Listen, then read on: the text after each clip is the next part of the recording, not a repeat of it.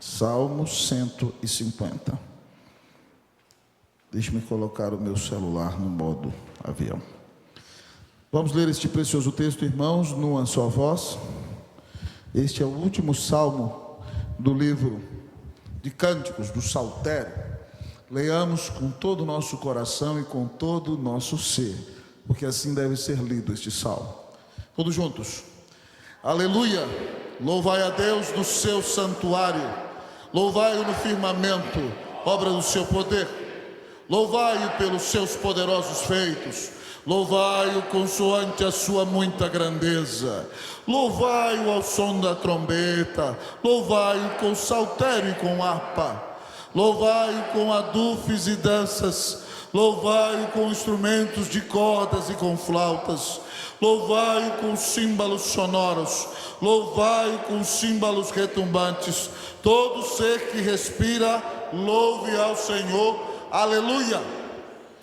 Te damos toda a glória, Senhor, e louvamos ao Senhor com todo o nosso coração. Queremos, Deus, bendizer-te, adorar-te da maneira que somente Tu és digno de ser louvado. Cantamos-te agora, Deus, que queremos ser como vasos nas Tuas mãos, ó oleiro soberano. Ó Deus, vem quebrantar a nossa vida. Nós carecemos do Senhor, a igreja carece do Senhor. Nós precisamos da Tua bondade, da Tua graça e da Tua intervenção no nosso viver. Ó Deus, deixa-nos viver para a Tua glória e não para nós mesmos. E ó Deus, que tudo em nossa vida, ó Deus, redunde, ó Deus, ó Pai, em exaltação e glorificação ao Teu nome e ao nome de Jesus, o nosso grande Redentor. Fala aos nossos corações agora na meditação deste precioso salmo. Que Ele nos anime, ó Deus, a darmos-nos de todo a Ti e louvar ao Senhor com todo o nosso coração. Ó Deus, fala poderosamente conosco e glorifica o nome de Jesus. Nós te pedimos em nome do Senhor Jesus. Amém. Assentai-vos, irmãos e irmãs.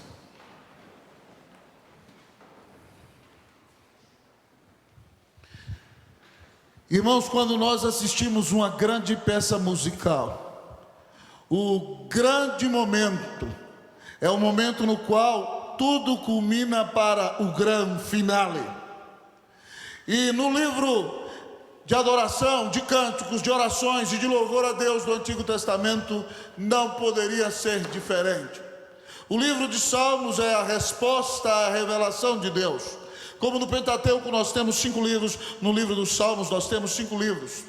E quando você vai se aproximando do final do livro dos Salmos, numa grande crescente, você vê 5 salmos de louvores e aleluias, concluindo para que Deus seja exaltado e glorificado sobre tudo e sobre todos. E o último desses salmos, amados irmãos, é um clímax de louvor a Deus. Se você prestar atenção comigo, inúmeras vezes se repete aqui a expressão louvai ao Senhor. Quantas vezes você acha que se repete louvai ao Senhor nesse salmo? Se você ver comigo, nós temos louvai ao Senhor 3 vezes no primeiro versículo, depois 2 vezes no segundo versículo, mais 2 vezes no terceiro versículo, mais 2 vezes no quarto versículo, mais 2 vezes no quinto versículo, e depois mais 2 vezes no sexto versículo. Talvez você me diga, pastor, onde estão as 3 vezes do primeiro versículo e as 2 vezes do último versículo? O salmo começa com aleluia e termina com aleluia. Louvai ao Senhor. Um grande teólogo do Antigo Testamento certa vez disse que aleluia poderia significar pague ao Senhor o que lhe é devido. Nós fomos criados para a glória de Deus. Então esse salmo 13 vezes desafia a mim e a você a que louvemos a Yahvé, o Deus do pacto, o Deus da aliança, o Deus autoexistente, o Deus eterno, o Deus infinito, o Deus redentor, que deu seu Filho para nos salvar na cruz do Calvário. O Salmo nos diz, louvai ao Senhor. Esse é o imperativo do Salmo, que Deus faça de nós um povo que louva ao Senhor. Louvai ao Senhor, é o tema do Salmo, é o tema do sermão. O texto começa respondendo a primeira pergunta: onde louvar a Deus? Onde nós vamos louvar ao Senhor? Leia comigo o versículo 1, todos juntos, vamos lá? Aleluia, louvai a Deus no seu santuário, louvai-o no firmamento, obra do seu poder. Irmãos, nós sabemos que no Antigo Testamento o templo fica em Jerusalém, e que algumas vezes por ano o sacerdote entra no Santo dos Santos para espargir o sangue do sacrifício, para mediação pelos seus próprios pecados e pelo pecado do povo de Deus. Sacrifícios são realizados e o povo ora em direção ao templo, porque o templo no Antigo Testamento simboliza a pessoa de Jesus. O nome de Yahvé tinha que ser louvado no seu santuário, mas quando o judeu saísse do santuário, o louvor não acabava. O texto diz: louvai a Deus do seu santuário, louvai-o no firmamento, obra do seu poder. Nós temos que louvar a Deus, amados irmãos, em todos os lugares da terra.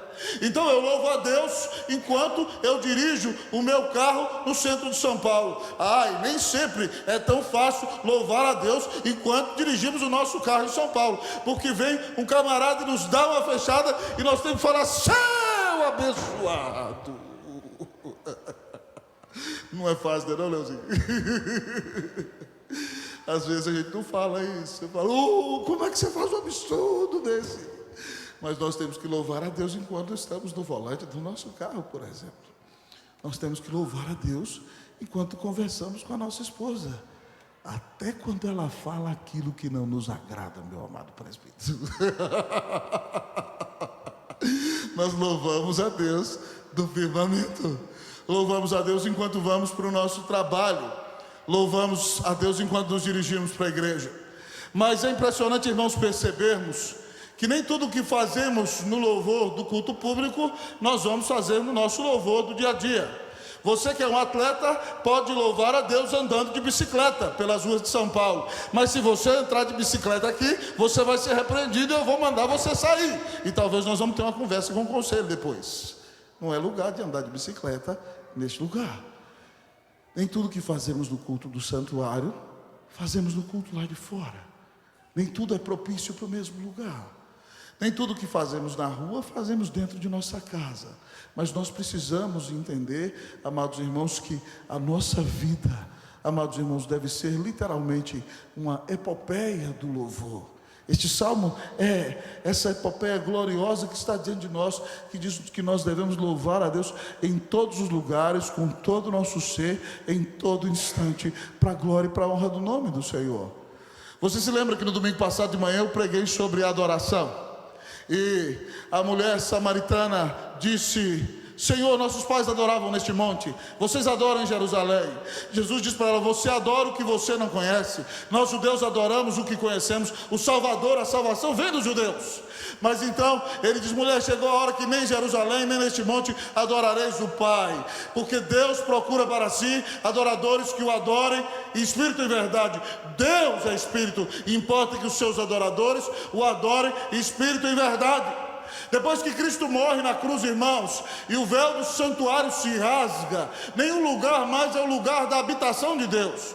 O santuário de Deus hoje é o meu coração e o seu coração. O templo de Deus é você.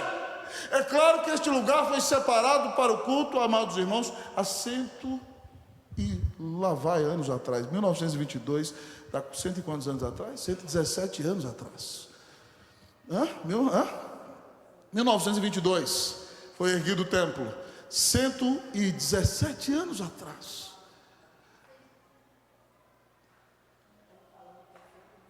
Não, 119 do aniversário da igreja, meu bem. Da organização do templo são 17 anos. Louvai a Deus também. Então, meus queridos e amados irmãos, nós temos que entender que o templo de Deus, ainda que estejamos neste santuário, o templo no qual Deus habita é o crente.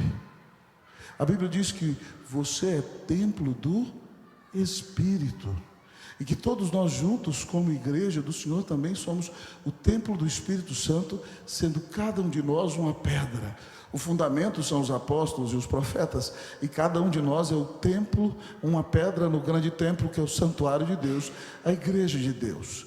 Mas se você tem consciência então que o seu corpo é um templo, Paulo diz em 1 Coríntios que você não vai tomar o templo do Senhor e uni-lo a uma prostituta.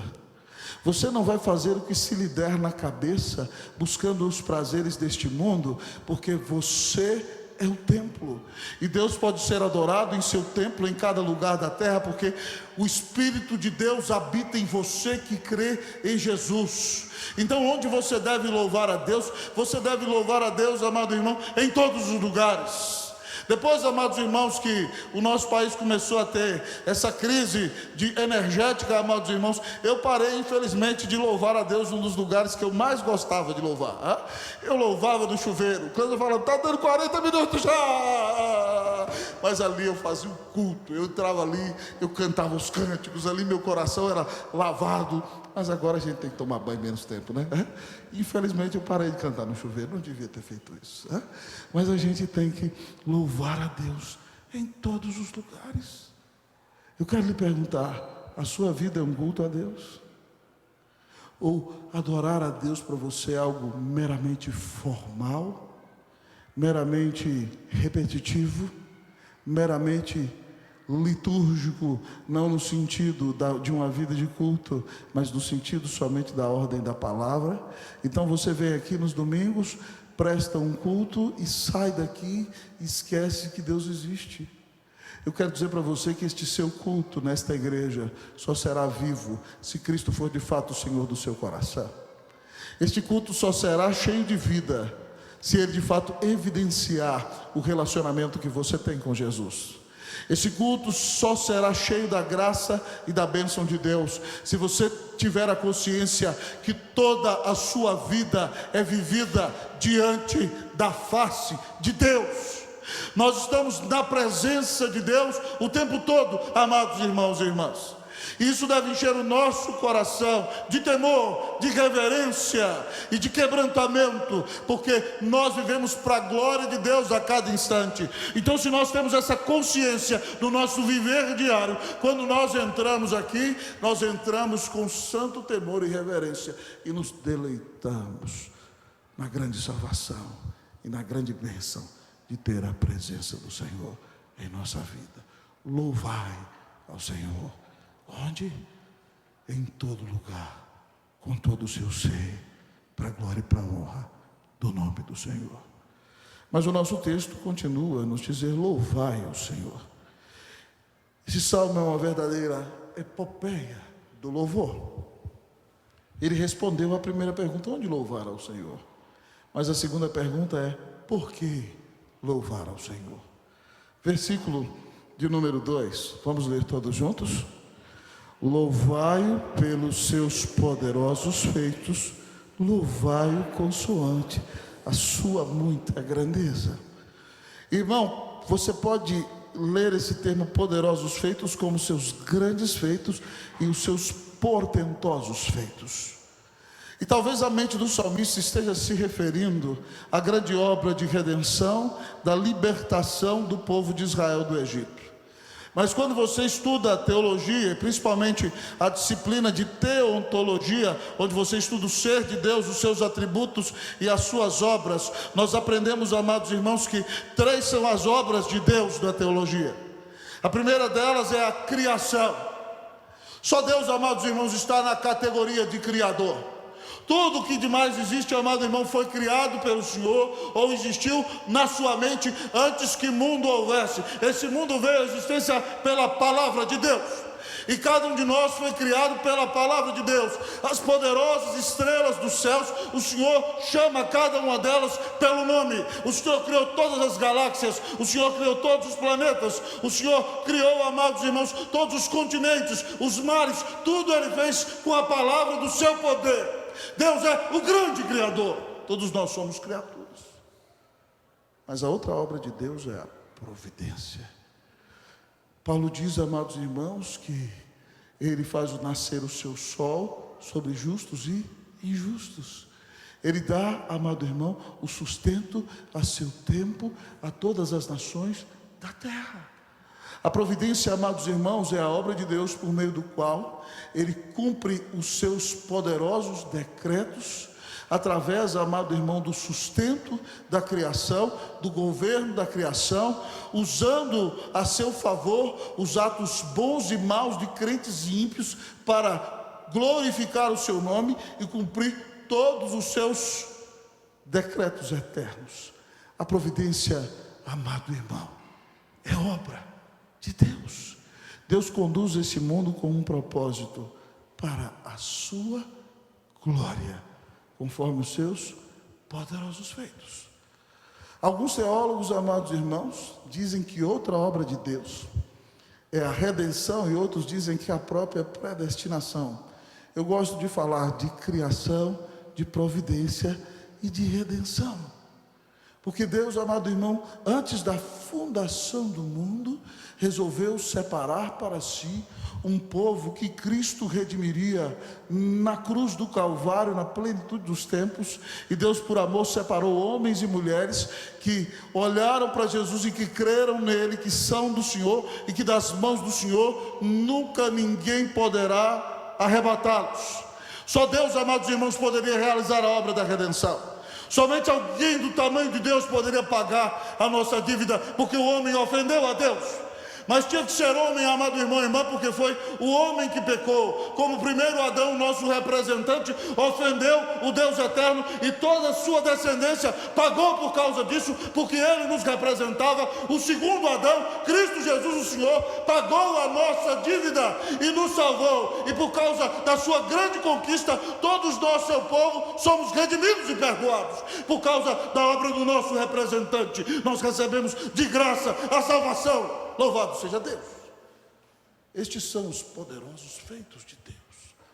Deus é o Criador, o Deus da providência, o Deus Redentor, que ama e salva seu povo, quando entrega Cristo Jesus na cruz do Calvário, dando a vida por todo aquele que crê no Senhor. O texto diz: porque eu devo louvar a Deus? Por causa dos seus portentosos feitos. Os feitos, as obras de Deus, só podem ser realizadas pelo próprio Deus.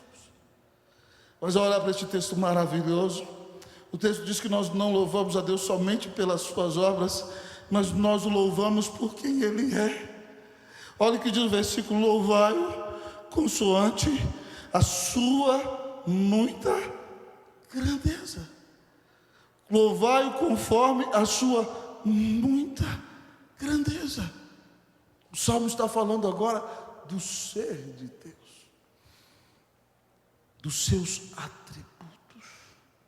Deus tem, irmãos, alguns atributos incomunicáveis. Deus, amados irmãos, é o Deus autoexistente. Ninguém criou o Senhor. Todos nós que somos pais já ouvimos, e os que são pais de filhos pequenos, e os que ainda terão seus filhos ouvirão: papai, quem criou todas as coisas? Deus. Papai, quem criou Deus? É típico. A criança, quando começa a pensar, ela faz essa pergunta. E a Bíblia nos ensina que Deus é autoexistente. Ele sempre existiu.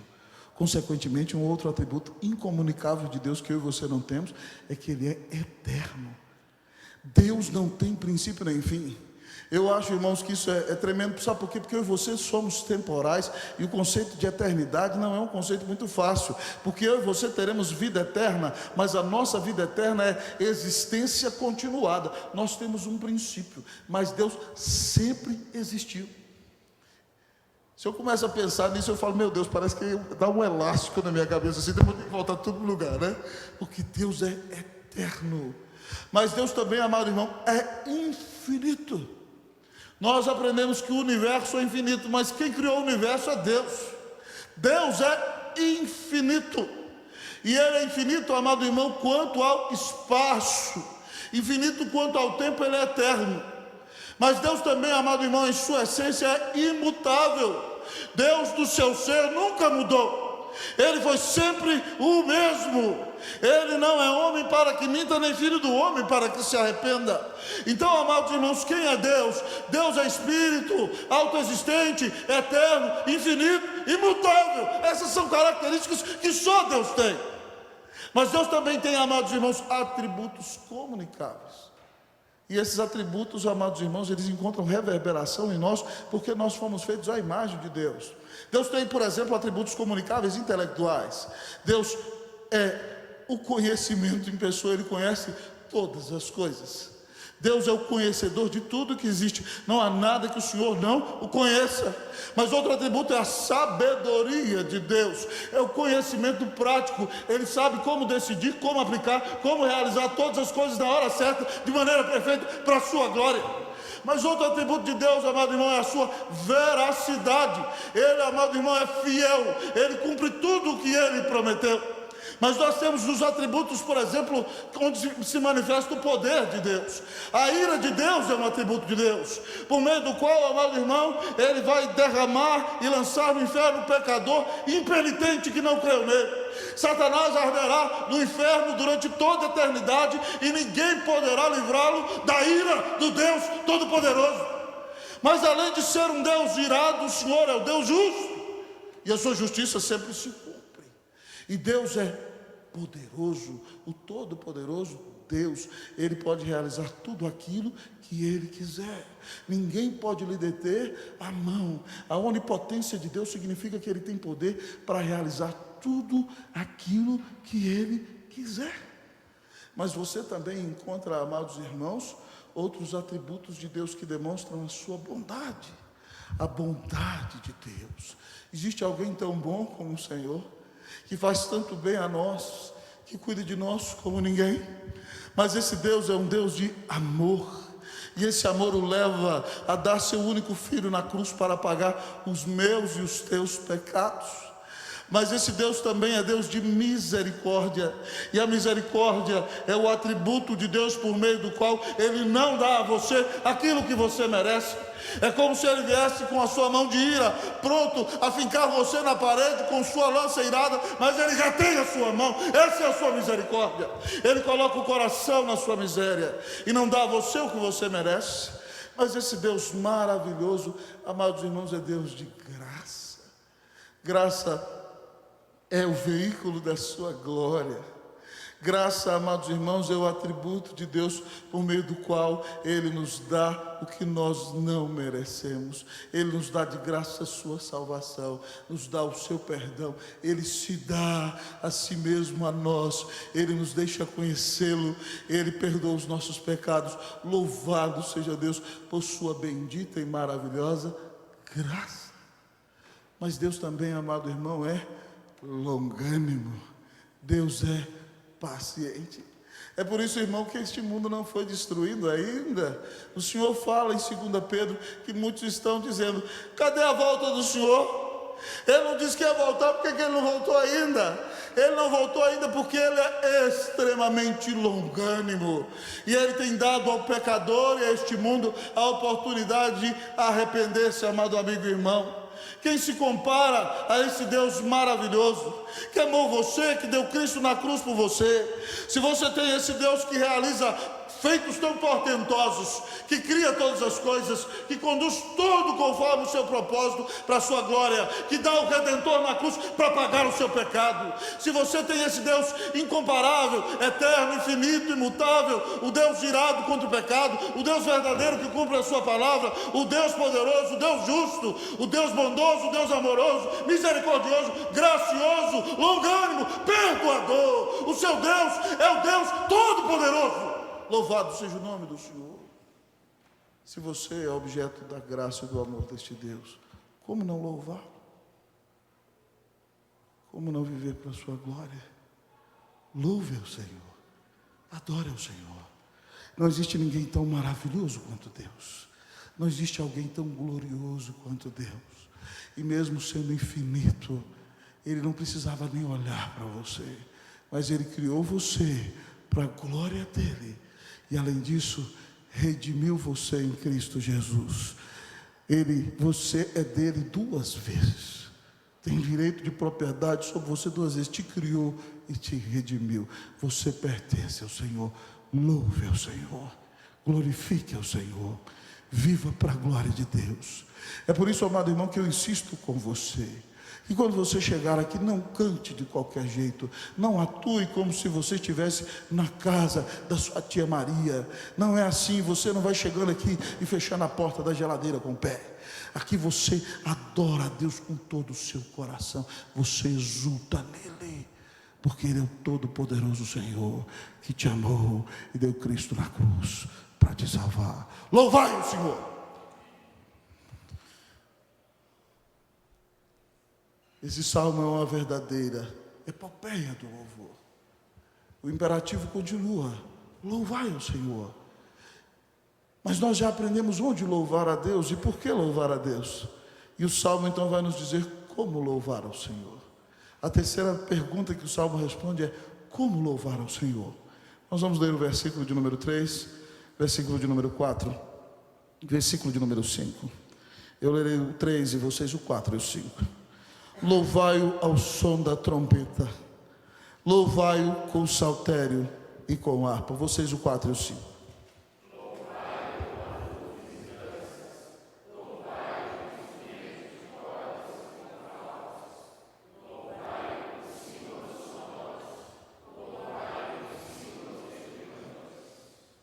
Como louvar o Senhor?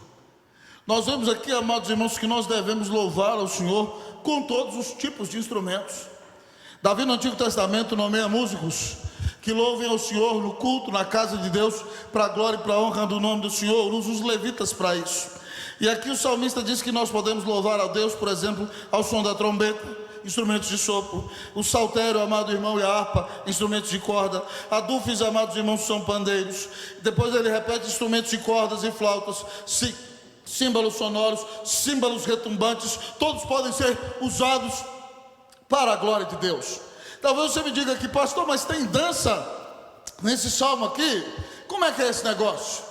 Alguns tradutores dizem que dança aqui pode simbolizar aquela palma com a qual era louvado o Senhor. Por isso que quando Jesus entra em Jerusalém era colocada aquelas palmas para que Jesus passasse por cima. Mas eu acho, irmãos, me desculpe com a forçação exegética, mas aqui também, amado irmão, não está dizendo que tem que juntar um monte de menina aqui e ficar dançando um balé lá, na frente da igreja. Não, aqui não está falando isso não.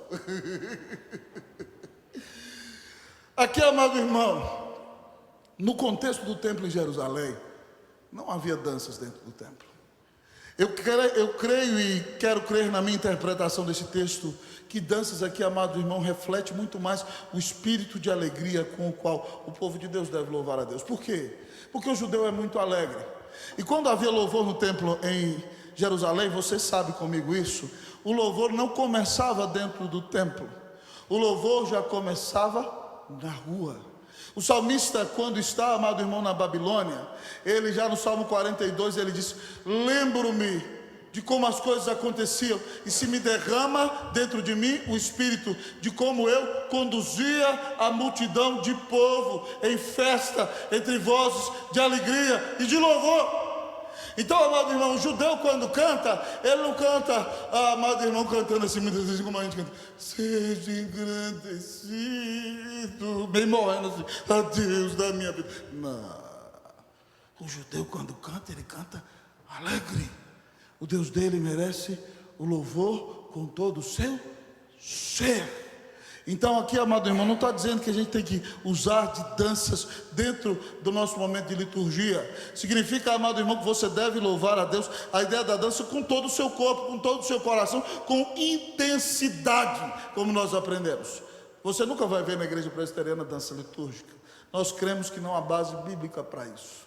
Mas isso não significa que você vai louvar a Deus de qualquer jeito. Significa que você tem que louvar a Deus com alegria.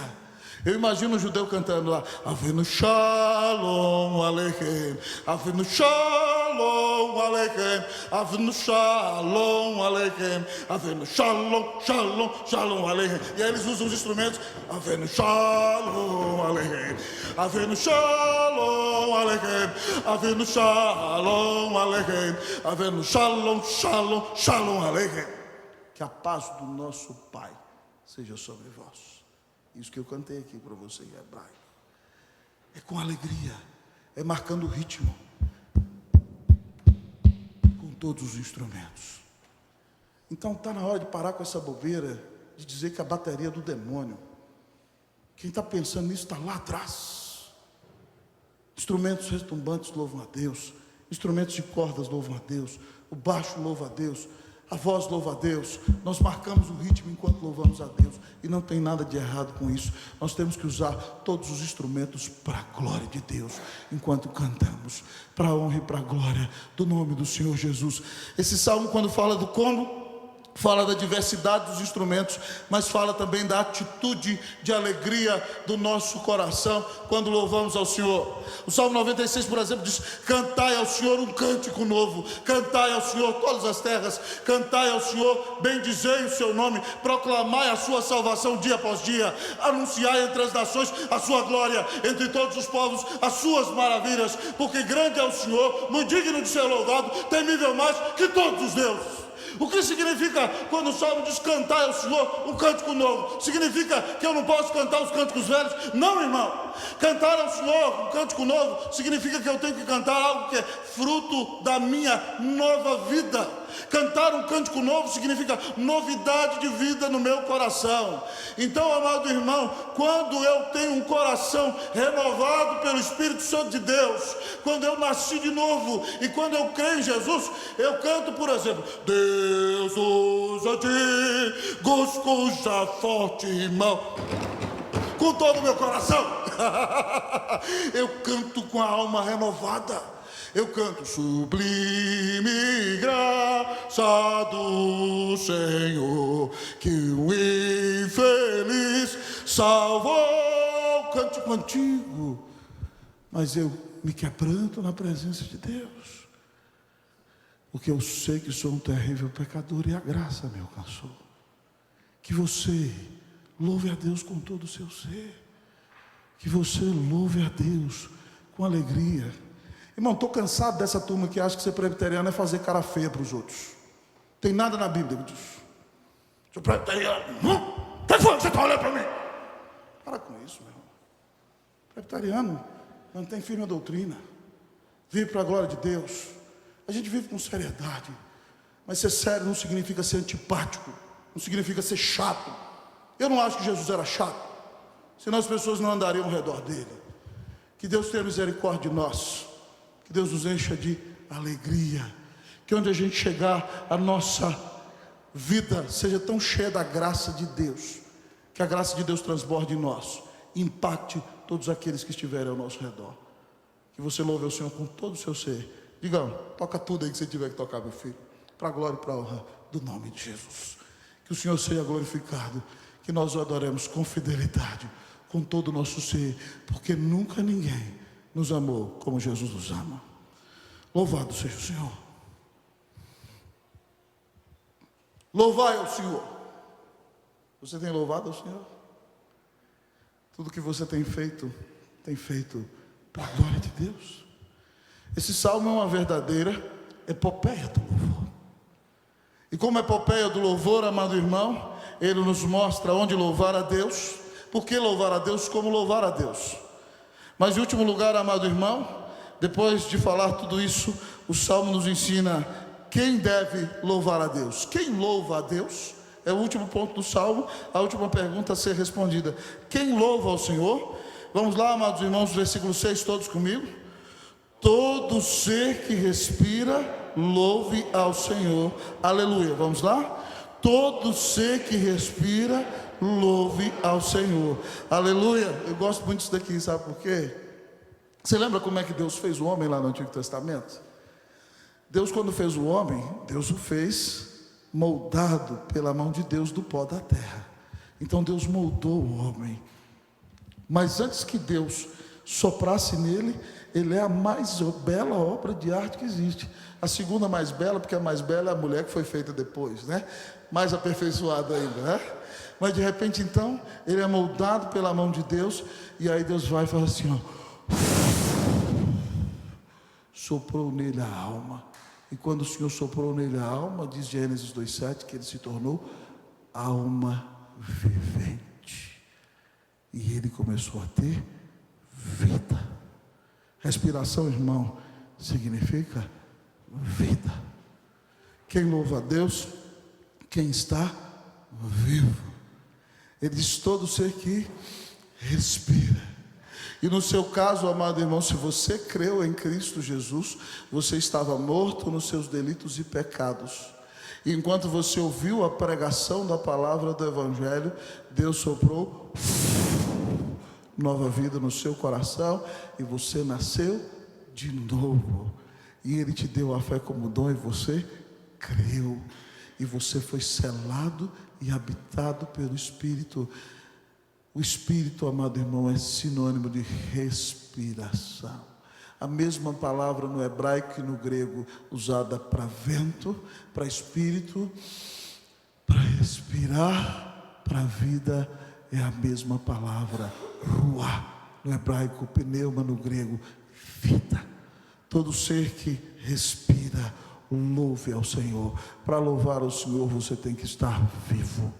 E para estar vivo espiritualmente, você precisa ter nascido de novo. Se você está aqui e verdadeiramente quer louvar a Deus, eu tenho que lhe dizer que você só pode louvar a Deus corretamente se você crer que Jesus Cristo é o Filho de Deus. Porque se você crer assim, você tem a nova vida de Deus no seu coração. Você é ressuscitado em sua alma.